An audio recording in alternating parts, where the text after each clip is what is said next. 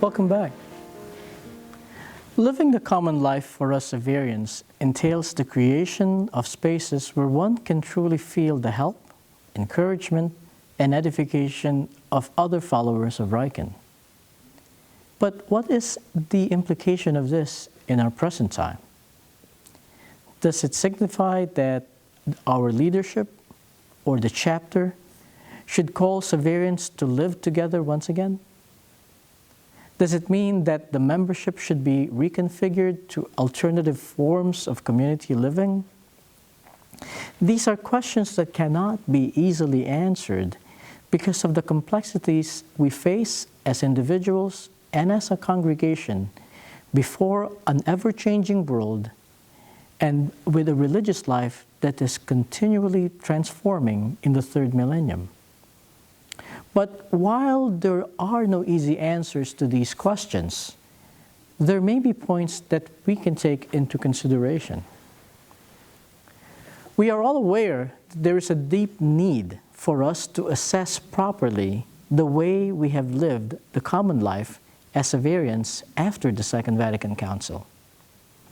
There are those who clamor for a way of living that is more visible not only to ourselves, but also to those with whom we work.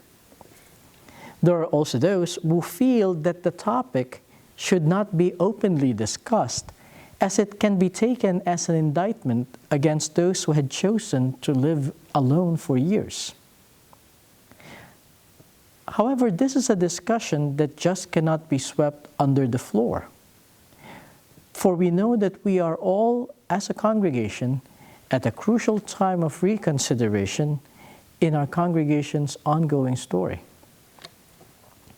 The consecrated life calls us to live the common life. That is clear. However, community is not something that leaderships or chapters can simply legislate into being, not even with the best of intentions. People don't just become a community by living in a place surrounded by the same walls and sheltered by the same roof.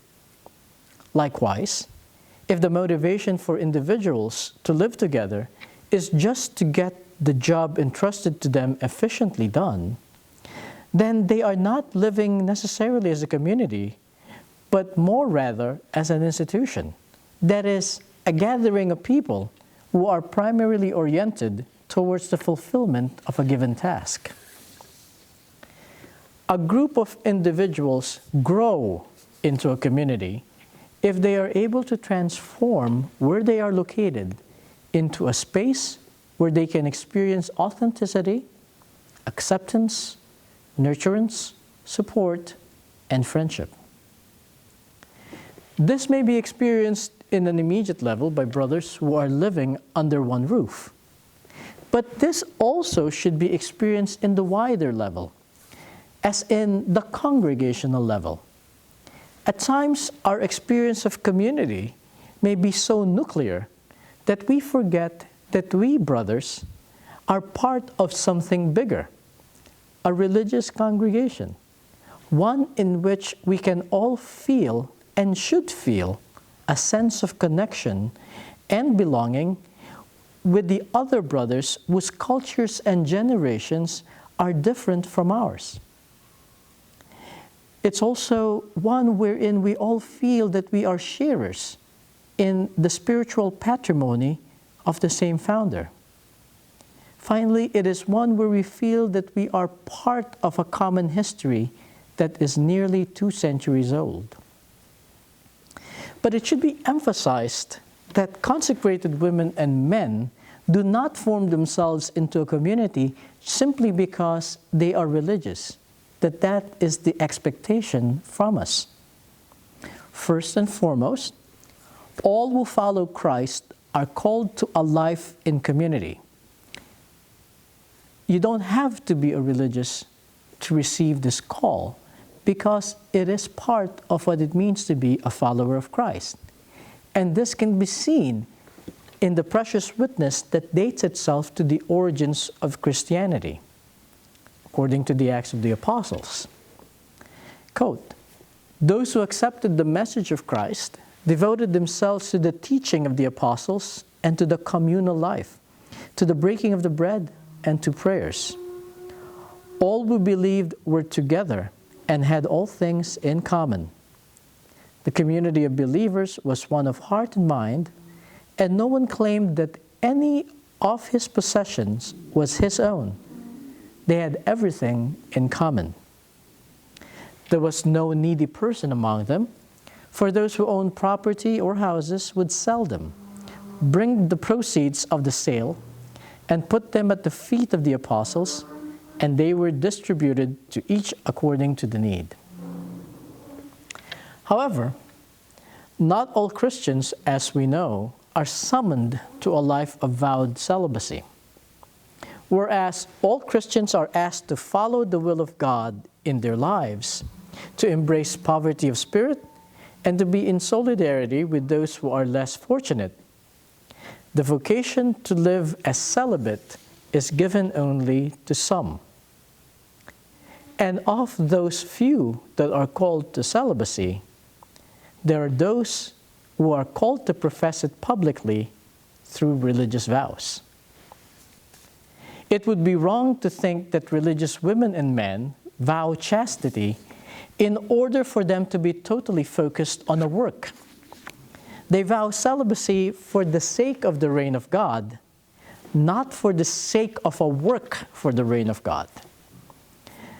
What this means is that a consecrated man or woman is celibate because this is his or her deeper call, not because he or she is better than other Christians, not because he or she has a unique purpose in life, but simply because this is the life that he was called by God to embrace. Period. What characterizes vowed celibates from married people and celibate singles is that they are also called to live in community with others. From both the theological and canonical perspectives, the two are inseparable for baptized persons living in institutes of consecrated life. But living in common should not be seen as an end by itself. Religious do not belong to a community in order to satisfy their own or one another's emotional or affective needs, no matter how legitimate they may be. Nor do they belong in order to maximize economic or human resources, even if it is for the sake of serving the poor and the marginalized. When we perceive life this way, community can turn into a crutch for those who are afraid of being alone. Rather, vowed celibates form into a community because they are all drawn by the love of Christ, by a common attraction to the charism of their particular religious congregation, and by their commitment to the reign of God. These are the three factors that are crucial in the formation of a community. It does not require religious to have to click with each other, nor does it imply the right to be in a community with any particular member. There is no question that the good of the congregation and the fulfillment of its common mission have a far more important priority over the self-reflection of community configurations by individuals. Community for us Xaverians is an invitation to appreciate the fundamental uniqueness of each brother and to challenge any movement toward exclusivity, manipulation, as well as possessiveness. It calls us to attend to the lessons that are taught in the experience of solitude and aloneness, and to the formative influences that come through the challenges, joys, and sufferings that constitute a life that is lived in common. A life in common invites us to listen attentively to the directives that arise in the course of our ordinary, everyday lives, some within our own consciousness, some as a result of our interactions with fellow brothers as well as others, and some that emerge from the situations that we encounter and from the world in which we live. It also invites us to appraise these directives, whether individually or communally, and to let these appraisals guide us toward decisions and actions that will promote and serve the life and mission of the congregation. We Xaverians continually face the challenge of finding ways to have our life in common become the witness to the gospel that we offer to those whom we serve.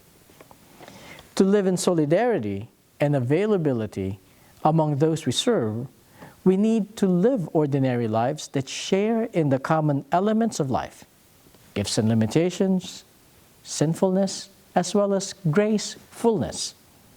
We need to actually live as brothers in order to give an authentic witness to those whom we serve.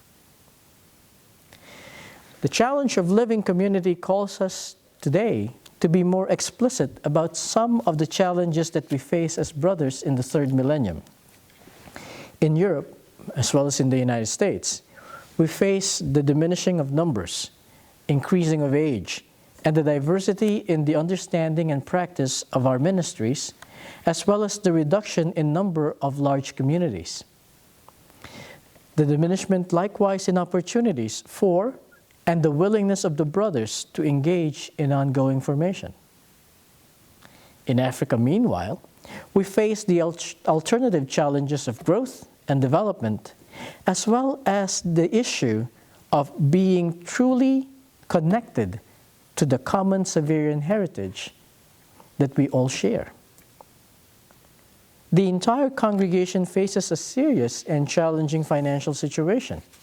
In many cases, our sense of communal prayer is no longer found in our religious community, but perhaps in a local parish or in another alternative setting.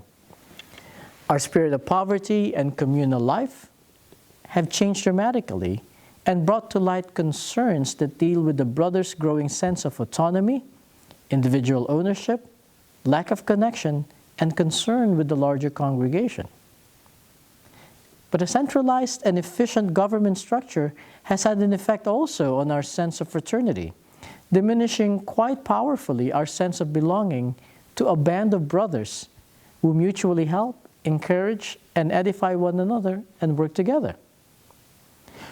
While the need for a sense of connection among the brothers has grown, financial constraints, the ability to travel due to age, and distances between brothers in Europe, the United States, and Africa has made it difficult to provide opportunities to experience fraternal contact and shared consciousness. Lacking a sense of community, a sense of home and belonging, there has grown among the brothers problems also with overwork, with concerns for family and friends, with proper life and relational boundaries.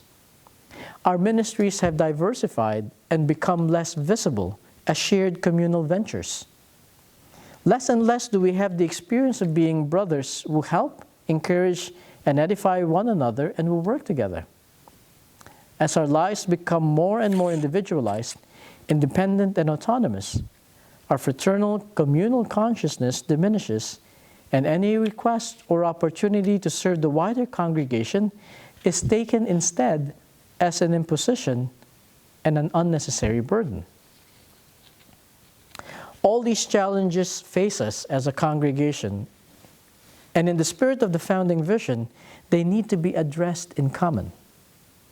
They are daunting challenges, no doubt, but it would involve the future of the congregation.